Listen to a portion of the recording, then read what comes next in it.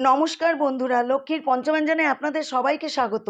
আজকে আমি একটি নতুন রেসিপি নিয়ে এসেছি। রেসিপিটি হলো মোগল আমলের বাদশাহী ভেটকি। আমি মাছ দুটো ভালো করে কেটে ধুয়ে নিলাম, তারপরে লবণ, আদা বাটা, 2 চামচ টক দই আর কর্নফ্লাওয়ার দিয়ে মেখে কিছুক্ষণ রেখে দিলাম। তারপর কড়াইতে সর্ষের তেল দিয়ে গরম হয়ে গেল, তারপর মাছগুলো এরকম কড়া করে ভেজে নিলাম।